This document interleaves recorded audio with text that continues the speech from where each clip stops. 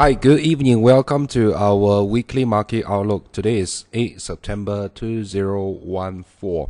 So, as usual, if you can hear me, give me a yes so we can start now.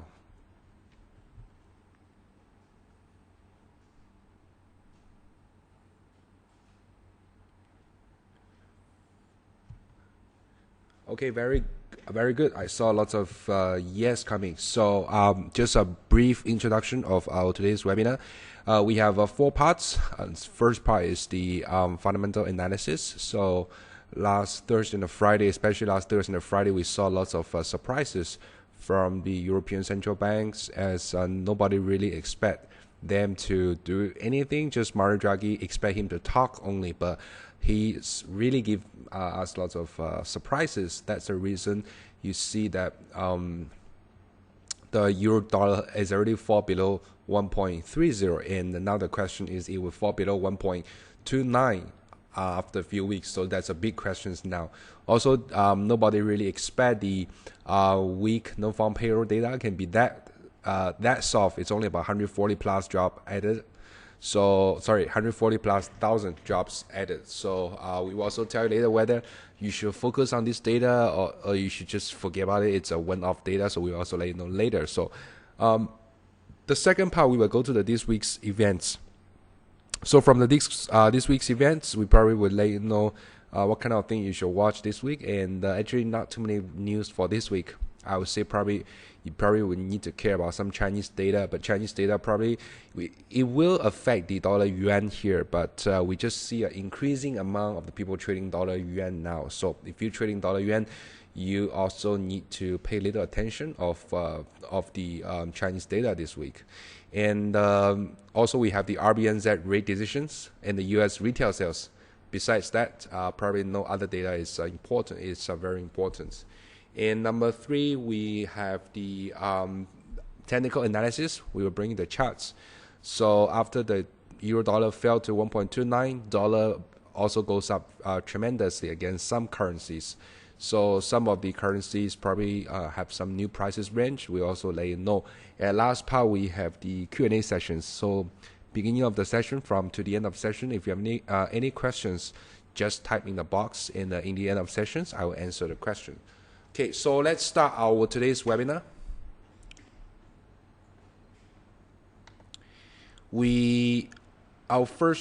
My understanding, okay, also the market consensus, I'm pretty agree with the market consensus. The ECB meetings does matter, but not non-farm payroll. So we will explain to you why probably you need to forget about the non-farm payroll and some other relevant labor market report later. So we will explain to you why. So as usual, we just take a look on the last week's events first. I summarized, actually last week has lots of events, so I just summarized to a few key points for you to easy to understand, okay?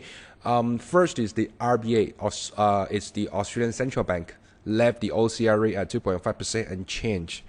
But its second quarter GDP higher than the forecast at 0.5%. It's very important, as the consensus is 0.4%. The consensus is 0.4%. But lots of economists actually give the concern that it probably only can go 0.2, 0.3%. Even some people go a contraction call, but it's go to 0.5%. That is also pretty good news for the Aussie. The reason is we see that the second quarter capex also increasing, so the investment amount also increasing by the corporations. And Stephen Glenn make a statement last week mentioning that currently the housing market in Australia is probably more important than other things, meaning to say that although we don't expect the RBA to raise the interest rate this year, but at least its governor Stephen Glenn have some concern about the housing market. So whether this will lead to a rate hike next year, it was still a big question. So, but at this moment, positive thing offset by the negative things. So most likely RBA just walking the sideline. So the direction of the Aussie might still depends on the China data and the Federal Reserve's influence on the US dollar. So in the Australia, most likely the RBA is going to walk on the sideline. Today he probably will be hawkish. Tomorrow he probably will be dovish. The next day he will be hawkish again, dovish again. This kind of called sideline. Okay, so second piece of the news, we have the US ISM manufacturing PMI. Both index jumped to the service index jumped to 59 and the service index jumped to 59.6. Of course, it's a very strong number, but what attracts me is the employment indices also going higher, especially from the service side. So that tells me that the momentum of the U.S. hiring is still pretty strong. It's not that weak from the non-farm payroll data. So if you ask me, should we focus on this non-farm payroll at 142,000? Probably the only one sentence I can say is Janet Yellen is not going to be very hawkish or still will be very dovish on the coming FOMC meeting in 10 days. But the rest of the information probably I will just ignore, as from the other indicators like the unemployment rate, something blah blah blah. It still tells me that the current U.S. labor market was pretty strong. The top news for last week is the ECB. ECB cutting the interest rates, not interest rate. They're cutting all the three interest rates last Thursday: deposit rate, lending rate, and the margin facilities. So all by 10 basis points. And it also will announce the modality of the ABSPP. ABSPP is the asset-backed security purchasing program next month. Market expect that the amount could be around 700 billion to 800 billion, this kind of amount by euro. So that will also looking to expand the ECB balance sheet. So this is a bit different from the full-fledged of QE. The full-fledged of QE means it buys everything. It buys ABS, it buys the sovereign debts. But for this one, it's a little bit target some cover bond, also cover some simple but easy to understand securities. So still pretty straightforward with the low risk. But still, I would say it's a historical move for the ECB if they really do it. I mean, they will do it for this one. So it is a historical move because the ECB never did this kind of thing before. They only provide the loans, but they never really do something purchasing, print the money and purchase the assets. That's why you see euro was trading about 1.305, 306 before the ECB meeting, and after that it goes to 1.2. It was trading at above 1.31 before the ECB meeting. Then after that, after ECB announced the 3 rate cuts, it goes to 1.30, 1.29 something, close to 1.30. Then when Mario Draghi opened the mouth that he will do the ABSPP, then another euro fall to 1.292030, this kind of price. So which to say that our target has been filled already. Our target in May is about 1.3350, and after that our target shift lower to 1.30. Now it goes to 1.29 something. So we still, at this moment, you ask me what's a new target for the euro dollar, I would say maybe 1.8, but I'm still not very work out everything yet. So I need to some data, some model to work out. Also, I need to see what kind of language and what kind of modality the Mario Draghi ECB provided in the next press conference. But definitely the price pressure for the euro dollar is still pointing to downwards, not upwards. So last piece of the important news last week, US non-farm payroll unexpected lower to 142,000, but unemployment rate went down to 6.1% from 6.2%. It's a weak reading from 6.2 to 6.1. That is mainly because of some people leaving the labor force. As you can see, the participating rate was going lower, not higher. So that's the key news last week. We will have a deep reading of the ECB and the US non-farm payroll later. Not so deep, right? 30 minutes talk. We cannot be so deep, but still we will just briefly let you understand what's going on. So what to watch this week? I summarize some key key news for you to check. One is the Chinese economic data in August. Also, the RBNZ OCR rate will be announced this Thursday. And also, we will see the Australia labor market report. And also, we have the US retail sales.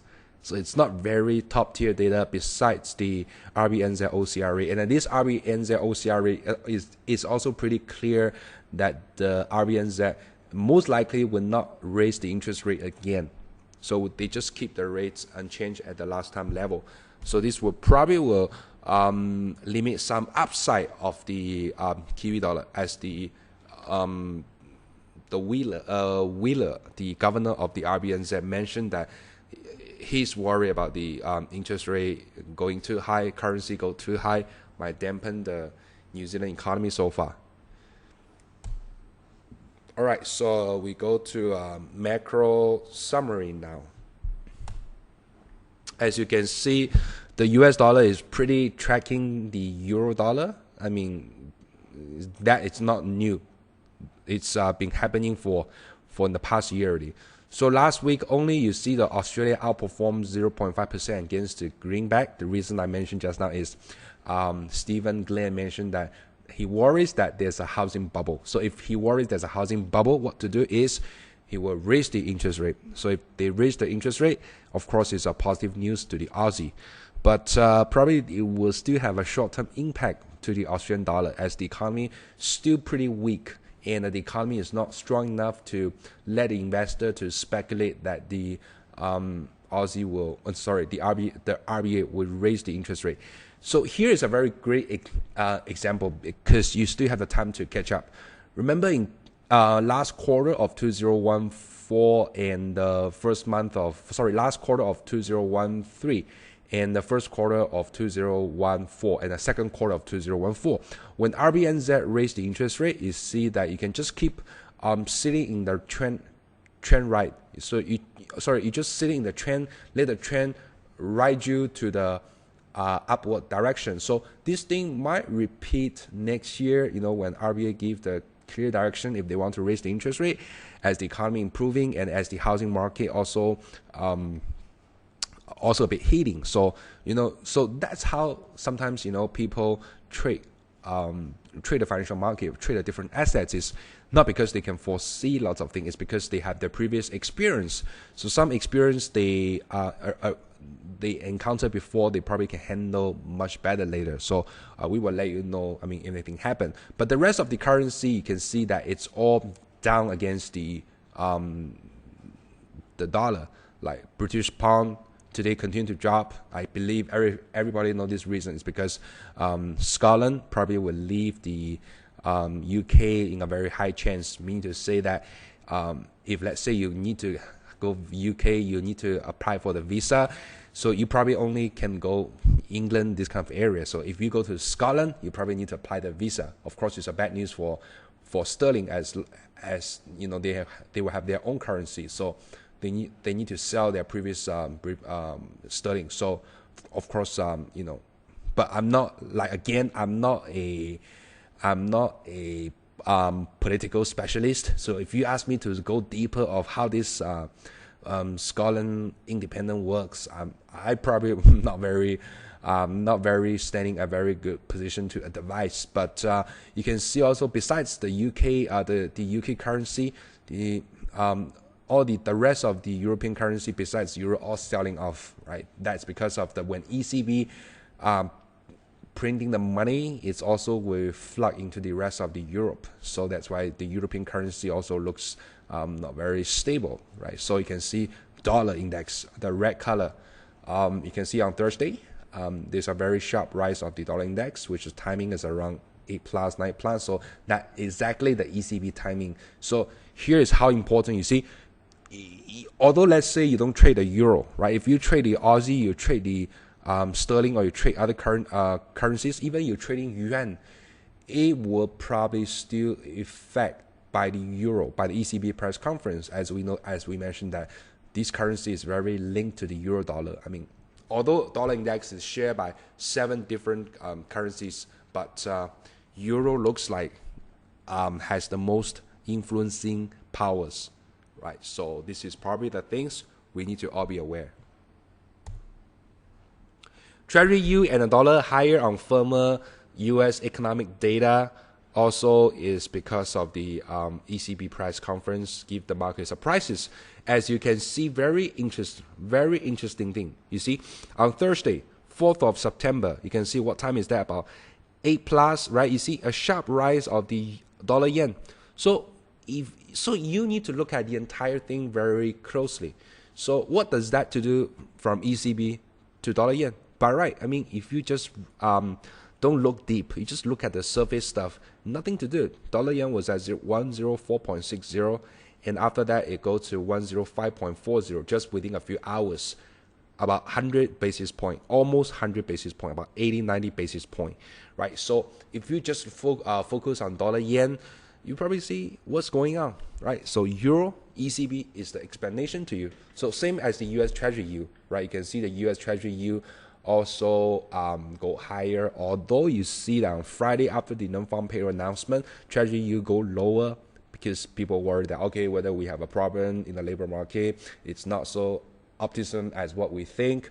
But you see after that, it recover pretty fast. It's just overnight stuff, it recover already. So like what I say is, if you confuse with the dollar yen direction, always it's good for you to look at the treasuries. S&P stays above 2,000 at Friday closing, right? So you can see that the white color is the S&P indices. It looks like above 2,000 in the near term might be some support, as we don't have lots of US data, the top tier US data in the next 1.5 weeks before the FOMC meeting, and this FOMC meeting also will be expect to be dovish, especially after the non-farm payroll, right? Whether she is dovish or not dovish, I'm not very sure, but at least from now to the Federal Reserve meeting, the FOMC meeting, Janet Yellen is expected to be dovish. So this is great for the stocks, right? So you can see last Friday, the stocks is after the non-farm payroll just keep going higher, all the way from 1990 all the way go to 2007, as market has more confidence that it's the time is still early for Janet Yellen to to act hawkish in the coming FOMC meeting. And the red color is the Chinese stocks, as we mentioned that the Shanghai Hong Kong stocks, Shanghai Hong Kong stock connection will be coming very soon. So market has the high expectation that there will be lots of inflow into the Asia market due to the valuation is lower than the Hong Kong shares. So this is also a great news for the Chinese market, right? So in our platform, we also have the S&P indices. We also have the Chinese Hong Kong stocks indices. So it's all linked to each other. So if you're trading stocks, probably this time, I would say equity might be a little bit easier compared with FX at this moment. So it's always, you can take a look around that. Okay, so now we zoom in to some details. The key thing is, we just want to share our view that why we don't think non-farm payroll last Friday are not important. Okay, maybe I use the right word, okay, are not that important. Of course, non-farm payroll are important, but probably it's not that important. If you just look at the headline, you can see from Bloomberg, from CNBC, from Reuters, you just see everywhere, see labor market report wasn't a good one for last Friday, but the market simply just doesn't really care, right? You can see the stocks price go higher, and the US dollar was about weakening a little bit, but recover. Treasury yield also lower a little bit, weakening, but recover later on. So it's very clear that you saw everything goes down. Non-farm payroll 142, and the participating rate, purple color, go to 62.8. So the unemployment rate goes to 6.1 because of people are leaving the labor force. But some people will say, because of this labor report, should I worry that Janet Yellen will postpone the hiking expectation, or at least she will act more dovish which I don't think so. Here's the reason. Let me tell you why. So there's lots of indicators Federal Reserve are watching. So they're watching 19 indicators. Of course, for us, we don't need to watch the 19 indicators. So what other indicators we can looking at? ISM, employment indices, services, including the services and the manufacturing. So here is 3 lines. One line is the unemployment rate, right? You can see in the past 1 year, the unemployment rate was consistently going lower. If let's say it's go higher, lower, then people can argue that, okay, might be people leaving the labor force, but it's pretty clear that we have a very strong non-farm payroll this year. So in this kind of scenario, if the unemployment rate goes lower, the only one explanation is the labor market is improving. Also, you can see that the service indexes, which the service industry carries about 70% of the entire GDP. With the white color, you can see the unemployment index is continuing to go higher, right? From April, what level is that? 52. This is not ISM index. This is ISM employment index. The service employment index, you can see from 52 all the way go to 57.1. Even you see the manufacturing sectors, right? It's from 53 to 58.1 from June to now. Although there's no improvement, from July to August, but it's still stabilized in the high end at 58.1. So it's the other indicators still tells me that the U.S. economy at this moment, the labor market is still pretty strong. And also we need to be a bit realistic, right? So for examples, let me see what kind of example I can use. Okay, maybe I use this example due to some certain reason. Let's say you take a flight from Singapore to where? Maybe Singapore to Hong Kong. Okay, the normal hour is about maybe 3 hours, but due to some cases, sometimes they do some shortcut or maybe the speed is faster. It only fly about 2.5 an hour, but you cannot expect this kind of thing every time. So why I say this is the non-farm payroll for 200K for above 200K for every month, that is not reasonable. That is impossible. As long as the uptrend is consistent, then you can see it implies the labor market is still pretty strong. You can look at the past 5 years, right? So I use the red box to highlight. So the red box, you can see from February all the way to July. How many months? It's about 5-6 months, right? 5 to 6 months. So it's consistently above 200,000. It's telling you that it's already pretty good already. You look at the previous experience, 2013, it's only July, above 2,000, right? So sorry, September to December, this period is above 2,000. Then previously September to March, but actually I look at the charts, the number here, actually on 2013 February, it's below 200,000. It's 199 something, 198, 199. So the previous experience, you can see that we don't have so many time that we can have a consistent non-farm payroll above 200,000. So this is the longest, one of the longest stretch already. So in other words, this is a pretty good news already. You just can't be further demanding because this is already pretty good already. Also, there is some good news. The full-time workers actually increase. Part-time workers decrease.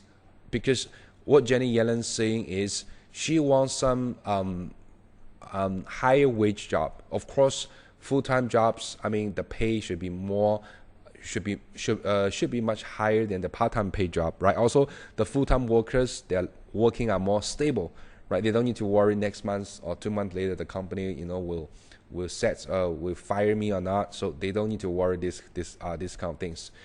But for the part-time workers, probably it's like you have the good meat, you have the good meal to eat today, but tomorrow you might not have a good meal to eat because the company can ask you to leave anytime. So if the full-time workers increase, of course it's a good sign, and you can see from June until now the full-time workers are increased, but part-time workers decrease.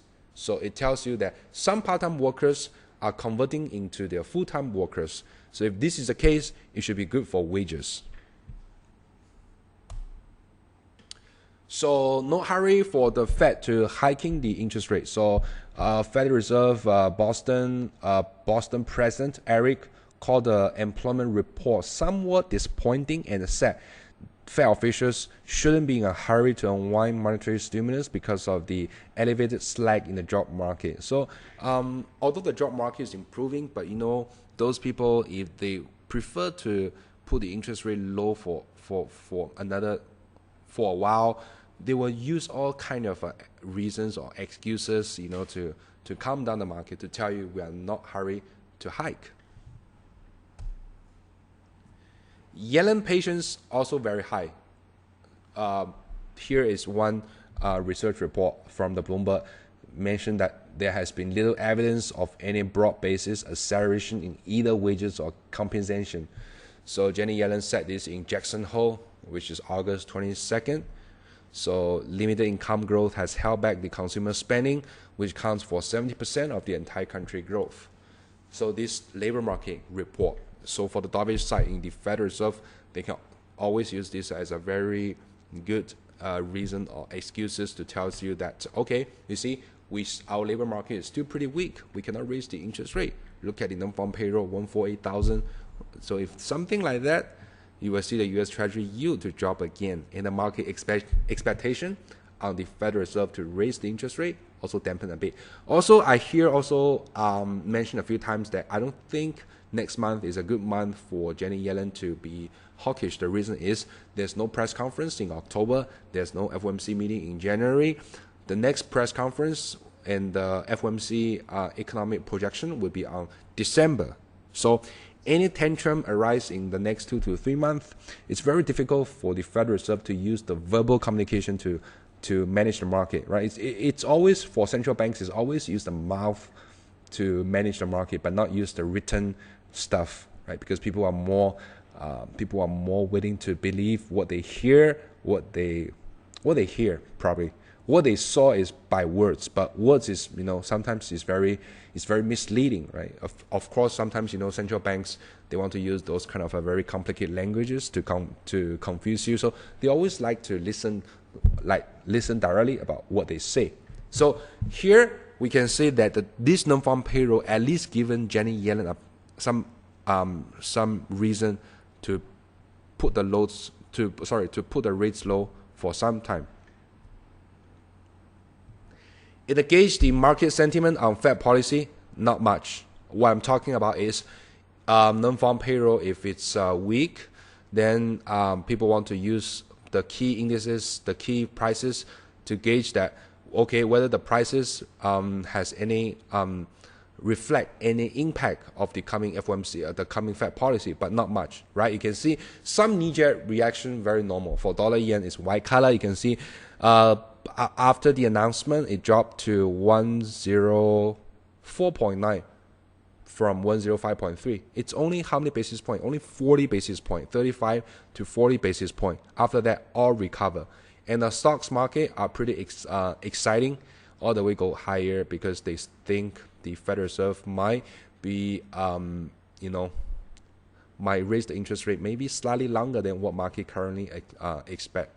So the U.S. Treasury yield, although you see there's a slump right after the announcement, but intraday it's almost come back already. It's go to 2.42 already.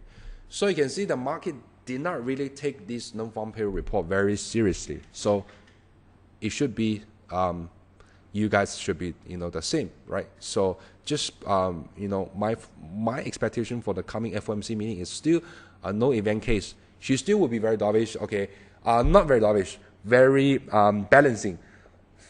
Look, see, everything is data dependent.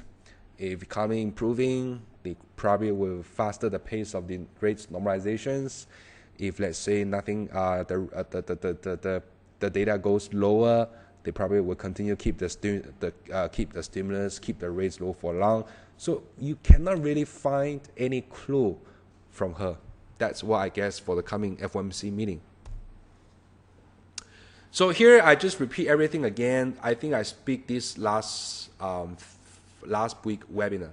Why that we think the U.S. Treasury yield will stay low for 2014. If that is the case, the upside of at least the dollar for dollar to going higher will be also very slow. Number one is, of course, the policymakers' rhetoric. They always can talk, right? So growth forecast also keeps lower from 4% to 3% now, and the low sovereign yield curve in the Eurozone. And the ongoing geopolitical risk, tapering tantrum has been gradually priced out since the end of 2013. So these 5 points, we can see that it still carry on. Maybe the ongoing geopolitical risk is a bit hard to guess, but the rest of the 4 factors now is still valid at this moment. Also, we use a regression analysis to show guys that the Eurozone sovereign debts yield is very tracking with the US Treasury yield pretty well. So if the Eurozone's sovereign debts yield go lower, so it will also influence the Treasury yield to go lower. So if the Treasury yield go lower, then you will see the dollar will go higher. Oh, sorry, the dollar probably will go lower as well. Also very interesting, this report probably you guys not aware. It's Federal Reserve very quietly announced this report, issued this report. It's not appearing in lots of media's headline, but it's very interesting. So median incomes fell for all but richest in 2010 to 2013. Federal Reserve says. So what they're trying to say is now the wage growth in US is only from the top richest Americans, not the median people. So median income adjusted for inflation rose 2% to 200 for the wealthiest 10% of the household from 2010 to 2013. Oh, sorry, 2010 to 2013.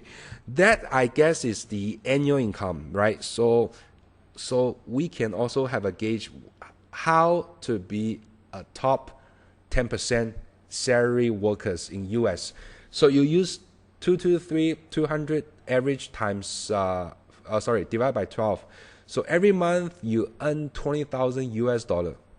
Every month you earn 20,000 US dollar. You probably will belong to the richest group already, right? So of course my pay is not that high, but it sounds like 20,000 for the US citizen if they want to be top 10% seems a little bit low, but they count the average. You know, some our companies, the sales, you know, they probably can earn more than 20,000 US dollar, I guess, per month. I'm not very sure. The salary is confidential, right? So the bottom 60%, the rest of the 60%, the bottom 60% saw the biggest decline. So that gives the market the expectation that there's a lot of slacks in the labor market. So it probably will also will influence the Fed for them not to raise the interest rate so fast. Okay, so now let's go to the ECB. Mario Draghi. So I want to say one thing. You are the man. Until now, actually, Mario Draghi still did not do anything. I mean, technically speaking, although he said he will do next month, but technically speaking, he still haven't physically do anything yet. But Euro can be talked down to 1.29 level. He's the man. Okay, so this is something very interesting, right? So you can see that the most left side is the date of the ECB press conference. And besides that, you can see that's the rate cuts, right? It cut 10%, 10%, 10%. So the survey versus actual, the Bloomberg also give a very good summary is whether it's unexpected or expected. So you can see that the June cut was unexpected and September cut was unexpected. So if it's unexpected, you must be very quick to short the euro, right? So this is a very good way to let you trade. So I dropped 2 boxes here. One is the September ECB press conference.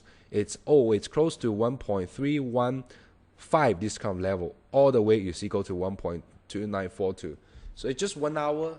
If you get the direction right, 200 basis point. 200 basis point for one lot only. For one lot is $2,000. That's a lot of money. And also you see the June, they unexpected cutting the rate. You can see that the price about 1.37 all the way fall to 1.345 something. Also about 105 basis point, 180 basis point. So this is the way also for you to trade that.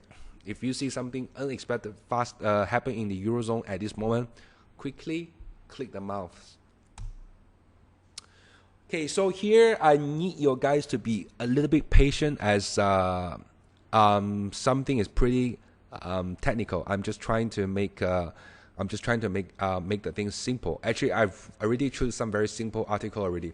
So Draghi says ECB to buy assets as official split on actions. What does mean as official split on action? As some people reported that two officials reported the German central bank's Jens Weidmann also opposed the rate cut and the ABS plan. So the risk, this carries some risk for the next month ECB press conference, because now market expect the ECB will announce about 700 to 800. Let's say there's any compromise or any trade-off in the next 30 days, okay? Because the German central bank still is one of the most powerful central banks in Europe or in the Eurozone, also in the Europe, right? So if let's say there's any trade-off or any compromise, okay, I'm not saying this will be the case, but it might be the scenario, okay, the German central bank say, okay, carry on, we will do the stuff, but we are only okay to do 300 billion or 400 billion. Then market would be disappointed, euro will go higher, because now market already pricing the ABS plan at 700 already, 700 billion. So this could be the risk, right? So you also need to understand what Mario Draghi is going to do is he will only purchase the broad portfolio of simple and transparent securities. So this is what he said in the press conference. Some of our council were in favor of doing more than president. So some of our council are favoring doing more, but some are not. So at this moment, we only see the objection from the German central banks, but the rest still unknown. So the compromise risk is still here. So credit easing. He also said that make sure there's no misunderstanding. Why he cutting the rates? Because he makes sure there's no misunderstanding on whether we have reached our lower bound. So now we are at a lower bound already, meaning to say that further rate cut is pretty unlikely, and there is the need for Mario Draghi to deliver the ABS, not QE. Also below, he said that the securities are backed by the underlying instruments such as mortgage or credit card debts are packaged into products containing silence with different risk, as the slice with the different risk profile. The process in future has to be simple, transparent, and real, not a sausage of food derivatives. So it's pretty clear now this moment that the further lower rate cuts is limited, and the ABS is on the progress to be designed. So everything is still pretty simple. So meaning to say that is the thing the ECB need to deliver next month. If he's not deliver, then you probably will see some rebound of the euro dollar. That's why I say now it's very difficult to guess what euro could go, because now the price of euro is pretty fully controlled by the Mario Draghi, by ECB already. Balance sheet. Why comes to at 700 is now ECB balance sheet is about 2 trillion. What Mario Draghi say is he want the balance sheet returned to the January 2012, so which is about 2.7 trillion. So there's another 700 billion euro will be added. So you can see that, right? So after that, the ECB balance sheet just keep falling because they need to deleverage. But now they see it's pretty not, because the country is pretty in a not very good shape again on the inflation, on the lending, also from the recent manufacturing data. So now they need to return the balance sheet to 2.7 trillion. So this thing we also mentioned last week is inflation, which is a pink color, which also pretty linked to the ECB, the Eurozone lending. So let's say if ECB find a way to expanding the balance sheet, or ECB finding a way to grow the lending, the credits, then the inflation will pick up. Then euro will also pick up, right? So if you worry that if you worry that the ECB might, sorry, if you worry that you are too late to catch the euro shorts, so as long as the things if start to work, you can also look into long euro dollar maybe in the coming a few months, right? It's hard. It's very hard to say. Okay, so we just go to some ECB and Europe stuff. Now we go to our poll time. Of course, our today poll also pretty linked to the ECB and the Euro.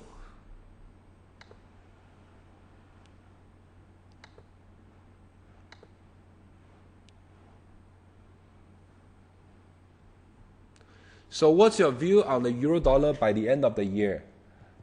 1.28 to 1.29, which is lower than now. Or you can choose 1.30 to 1.29, which is about the current level. Or you can say that it will shooting above 1.3. Or you can choose it will go below 1.28. Just use your guts feel and then make a choice. Life is all about make a choice. Your career, even your the other part, investment, it's all about making a choice.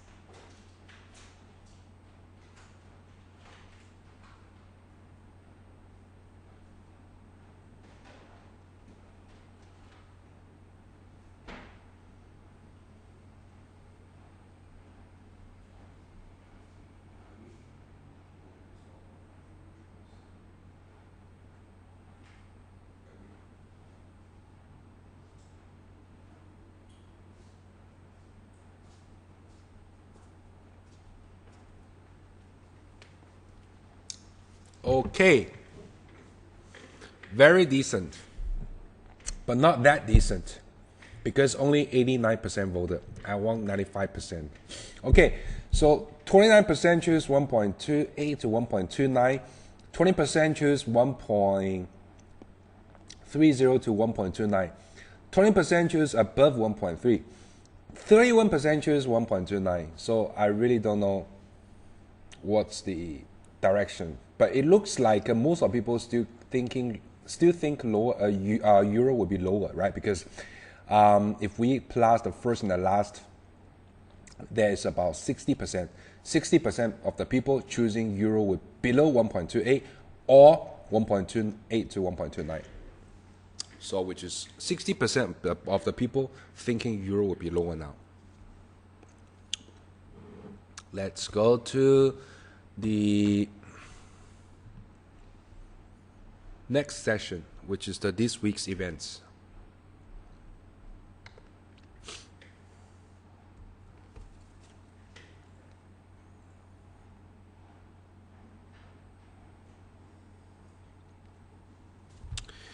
So this week,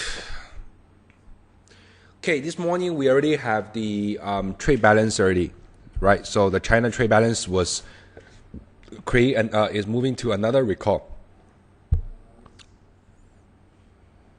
The reason is because the imports was negative growth.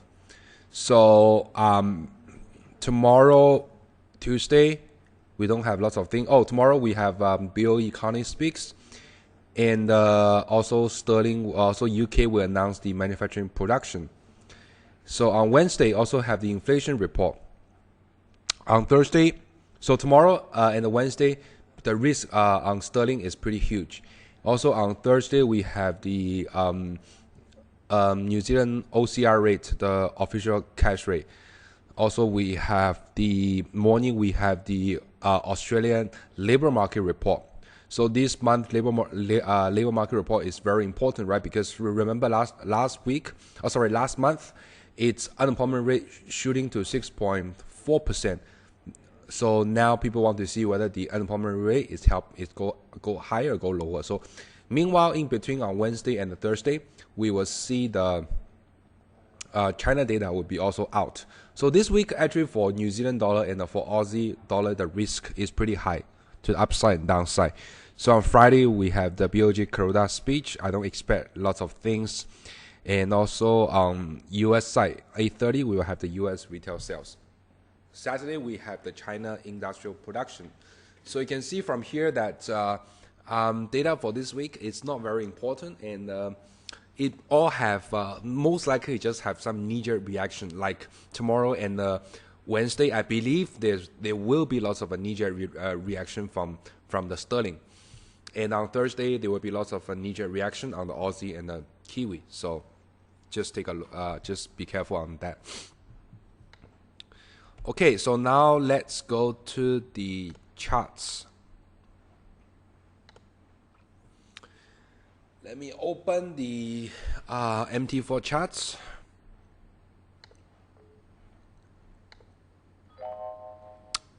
So first charts, let's take a look on the euro dollar. Where is the charts? The chart is, what's going on? What's going on?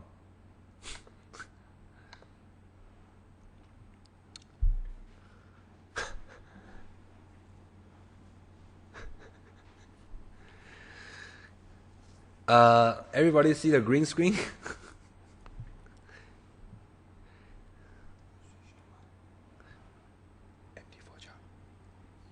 Okay.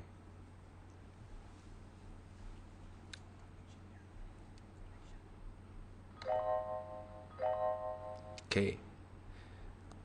Maybe it's because of the server is a drag.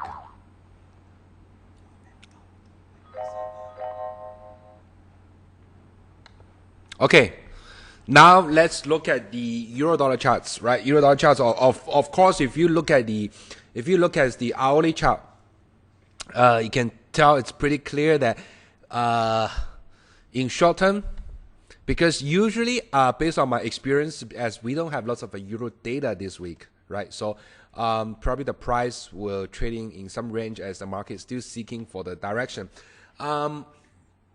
You can see that in the near term, the market not really decided where to go. So probably the range with very short range, I don't think you can really benefit from here unless you are a crazy scalp traders, right? So this could be a good opportunity for you, as the price might range between 1.293 all the way to 1.2975. In this kind of a trading range. If the price, let's say, touch to the upper bound of 1.2975, you probably can do a short. If the price, let's say, go to the lower side, 1.2927, then probably you can do a long. But of course, we also need to look at a little bit further.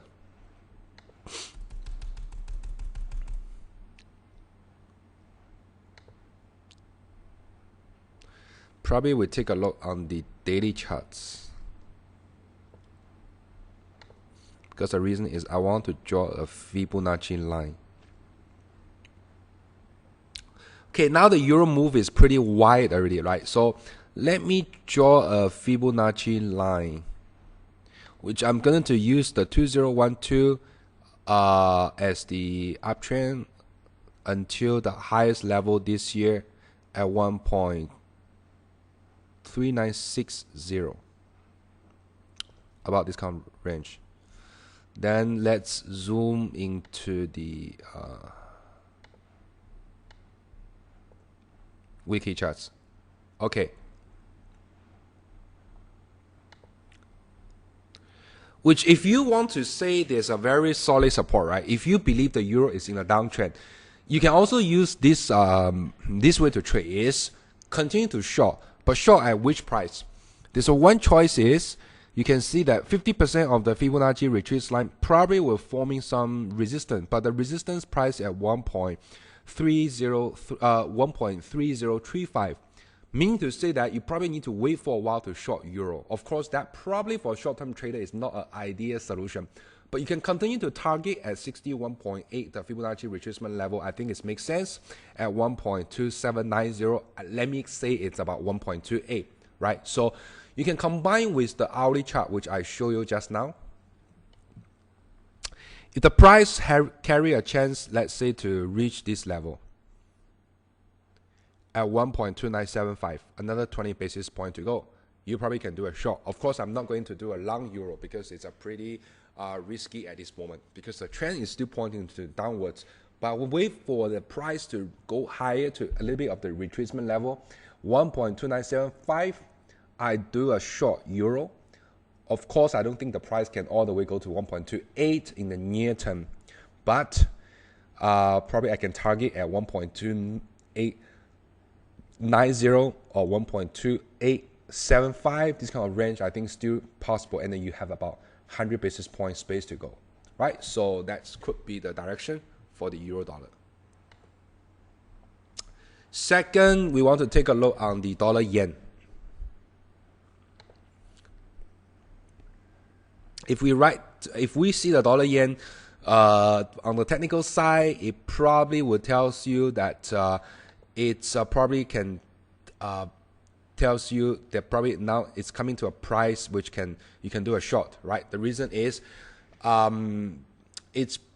it's kind of, you know, like to forming the double the double shoulder positions in the near term. Now the price is at 105.30, right? So the highest level in the past few weeks is about 105.70. So if you are aggressive now, because from now to in the coming a few hours or to next day, there will be still no major releases from US and from Japan. So market might take a short break after it go higher. And even we look at the daily charts, we look at the weekly charts. Now it's already the highest level in 2013, right? So in 2013, November somewhere, the price is about 105.30. So now let's go back to the hourly chart. Now the price is pretty near to the highest level already. So for the technical traders, now without lots of important economic releases, you probably can consider to short euro dollar, maybe, short dollar yen at 105.40, right? Also, the other reason I can say it's valid is because there's not really lots of people expect the Federal Reserve will raise the we're going to talking about a rate hike in the next coming FOMC meeting. So in the near term, there might be some small, very not small, but some not very big retracement from the dollar. So it probably is a very good opportunity for us to short dollar yen. So if you short at 105.40, you ask me where to put the stop loss. I probably say you put the stop loss at maybe 106, right? Because the reason is I don't want you guys, you know, to if I put 50 basis point the stop loss, then I would probably put at 105.8, 105.9. Then it touch the price, go down. Then you know you'll be just, you know, bullied by the market. So maybe you put at 106 is slightly safer. If it's go to 106 and it retraces lower, but it did not go to your entry price, you can also choose a cut loss. You can do a volunteer cut loss. I mean, at least probably you can just close to break even, right? So this is another trading strategy. So next we are talking about the Aussie dollar. Aussie dollar, I see this month. I see this week. It's also might carry some downside risk. Okay, the reason is the most probably will be from the RBNZ, right? So if RBNZ choose to stay put and they don't raise the interest rate, these two currencies also link to each other sometimes. As we see, you know, if Aussie go lower, Kiwi also go lower. If Kiwi go lower, sometimes Aussie also follow lower. Also, we will see the China economic data this week. We don't really expect that lots of reaction will come unless the data is very surprising. But most likely the data is like neutral to the soft side. Also, there's not a very strong expectation on the Chinese economy for the Chinese official to put further stimulus. So the pressure on the Aussie is still on the downside. What I'm going to do is look at the hourly charts. It's already breaking below the key resistance, the key support level at 0.9335. So what I'm going to do is I probably will wait for the price go to 0.9335, which is about 10 basis point higher. Then I will do a short again. So I probably will target at 0.93 in the near term, maybe at this kind of level. This is the second support of the Aussie dollar, right? So you can see the second support is around 0.93. I wait for the price to rebound to 0.9335 and take profit at 0.93. Only 35 basis point. If you think it's too little, it's not my fault. It's because of the RBA. They choose to stay at a sideline in the near term. That's why you see the Aussie trading range is very narrow. You see in the previous few weeks, the lowest is about 0.92695. The highest is only 0.9404. How many basis point? My math is not very good. It's about 150 basis point only in so many weeks. And that is only the extremely thing. The most of the time you see is stay at 0.9335 to 0.94. That's the most of the time. How many basis point is here? Only 65 basis point. So trading range is not a lot. Kiwi, we need to look at the hourly chart, right? So you can see that it's in a very clear downtrend after the RBNZ signal that they are not going to raise the interest rate in the near term. So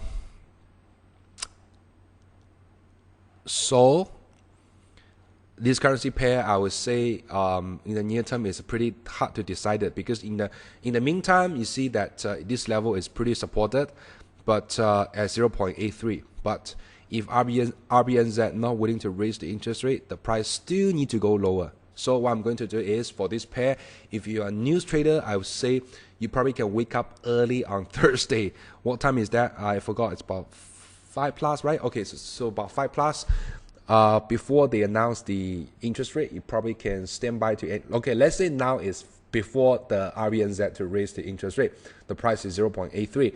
What I'm going to do is, you can put either a price higher or lower. It doesn't matter. If let's say I want to short, if you put the price higher, it will trigger, but it might go to the other way, stop loss. But if you put the price lower, because Kiwi is not very volatile currency. If the short-term announcement and its expected announcement, probably it only trigger about 50, 60 basis point. That's the most already. So if you put the prices 10 basis point lower, you also don't have lots of profit. So trading at the news is always, we doing this thing for a few. We trying to testing this thing for a few times already. It's a no perfect solution for safer investor. Just let's say you just put the order maybe 10 or 20 seconds before the announcement, and just put the price near to the current trading prices. Then put a stop loss. Most important thing is, if you trade news, you have to put a stop loss, right? If you don't put a stop loss, you're trading news. It's like suicide. Like last Thursday, we have one colleague asked me one questions. Jimmy, you say euro dollar will going lower. I will follow you this trade call, but should I put a stop? Should I don't put a stop loss? I say no way. You have to put a stop loss. Even you have 95% confidence level, even you have 99% confidence level, you still need to put a stop loss. So that's the philosophy of trading. For trading, the most important thing is don't be overconfident, and always protect yourself by putting a stop loss. So don't be too arrogant. So that's my humble advice to every one of you. Okay, so probably the next currency pair we are looking at is the gold. Right, gold is 1294. Okay, based on the technical charts, let's go to the 4-hour charts. Nothing, just all the way go lower. But gold, okay, I just shared. You probably don't need to follow my Discord, okay? This is like a very random and speculative thinking. So I think at the current level, gold might have some, might go higher. Maybe it moving toward 1280. Okay, don't take this too serious, okay? I just share with you guys my experiences, okay? So in the next 10 days, let's say market don't expect the Janet Yellen to be very hawkish, or most likely it will be still very soft, will be still very dovish. She will then the market will also pricing all this kind of attitude. So if they expect the Federal Reserve to be less hawkish or continue to be dovish, then the gold price will go higher, right? So, and also you're looking at the technical charts, it looks like maybe I draw a line so it's easier for you guys to visualize. Current level, which is not very clear support and the resistance conversion. Maybe I go weekly charts. Yeah, it's not, but it's just pretty like a resistance level in 2013 and sometimes supported pretty well recently in August 25th, and also although in May it drops lower, but it recovered pretty fast, right? So probably 1264 or 1260 have some buying opportunity for you in the next coming days, because number one, technical, it's supported fundamentally, not even fundamentally, but just the sentiment in the next 10 days maybe is toward to a lower US dollar, higher risk assets like equity, like gold, this kind of instruments. Okay, so that's a few major pairs I introduced to you. So now I'm going to show you the slides again. I don't know how to do the slides now. Okay, it's no problem, but laptop might have some problem. Okay, so now we go to Mario trade call. Today I discussed with Mario for long hours. Euro so low already, sterling so low already, what to trade. Then after our discussion for long hours, or maybe long minutes, not long hours, we make a call, long Aussie Kiwi. Why we long Aussie Kiwi is because we still think the Aussie might be supported for this week, right? Because one reason is because of the heating market in Australia, likely to influence the market further. But of course, we like to long is because we like to bearish on Kiwi, especially against the Aussie, right? Because New Zealand central banks might not willing to raise the interest rate again. So that's of course a bad news to the Kiwi. So entry price at 1.1252 and the stop loss is at 1.1204. First profit at 1.13. Second profit at 1.1348. So I leave the charts here. So now we go to the Q&A sessions. If you have any questions, you can just type here.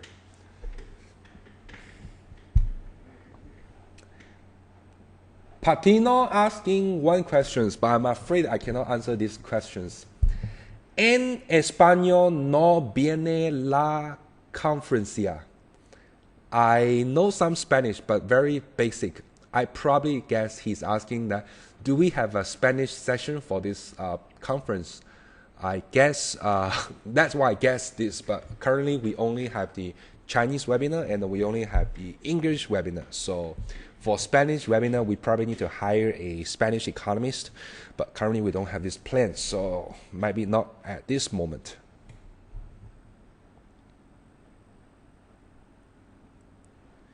Chow is asking, do you expect weaker Chinese data will bring more stimulus this week? At this moment, the Chinese government still don't have any intention to do any aggressive stimulus. As you can see, the iron ore imports is still pretty low, and the lending in China is still not very fast, meaning to say that lots of infrastructure projects hasn't been kicked off yet. So I don't see a very strong determination of the Chinese government or Chinese official or PBOC to announce the further stimulus, which means to say that maybe it's not a good time to long Aussie. It's not a time to long Aussie because of the expectation on Chinese stimulus. Daniel is asking, do you expect profit taking on euro dollar? Oh, sorry, on sterling dollar for short term to buy what level? On short term, if you want to buy sterling, right, I would still advise you don't pair with US dollar. If you pair US dollar, also fine, because I mean, like what I mentioned just now is I actually expect dollar to be a little bit weakening before the FOMC meeting, so it's probably will be a possibility. But you can also looking at other possibility. I mean, why don't you can just look at sterling trade versus euro, right? So euro probably will continue to go lower. I mean, because it's not a very easy job for Mario Draghi. He really need to do lots of things. So that's why the expectation on a weaker euro is still pretty possible. Lee is asking, if ECB fails to improve the inflation this time, what will happen on euro? They will still have a few months to improve the inflation, because the TLTRO, the target long-term refinancing operation, these instruments still will be out in 1 or 2 weeks, right? Also, they will introduce the modality of the ABS purchasing plan next month, right? So also the weaker euro also will help the inflations more or less. So at this moment, I don't see the inflation to picking up immediately. So the market might still give ECB a few months to perform. But now the thing is, whether the next month, the key thing for next month is whether the amount satisfy the market. They will definitely go ahead with the ABS PP based on the last week Mario Draghi language, but whether the amount is 700 billion, 800 billion, as long as it's above 700 billion, it will be considered as positive. Then we probably will see euro go lower again. But if the amount is only 400, 300 billion because of this barrier, that barrier, then you will see euro go higher. If then, of course, it's not very good news. I think Mario Draghi is a very, very smart guy. He would try to not let this kind of thing happen.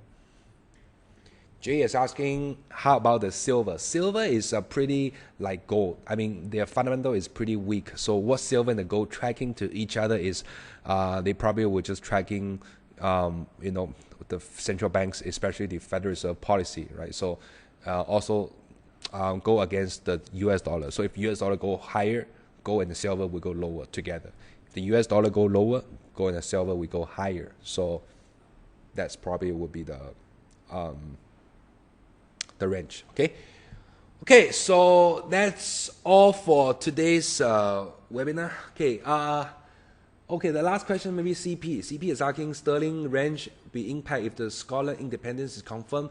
Of course, I see if the independence is confirmed, sterling would drop more. Then it will be more headache for Bank of England, right? The reason is because they already very headache for the inflation already. If in the inflation, the housing market, if the sterling go lower, lots of Asian buyers like China buyers, Hong Kong buyers, even Singapore buyers, Australian buyers, they will go to UK to purchase the house, because the sterling, sterling is pretty expensive. But if sterling go lower, they probably would go there to buy the properties.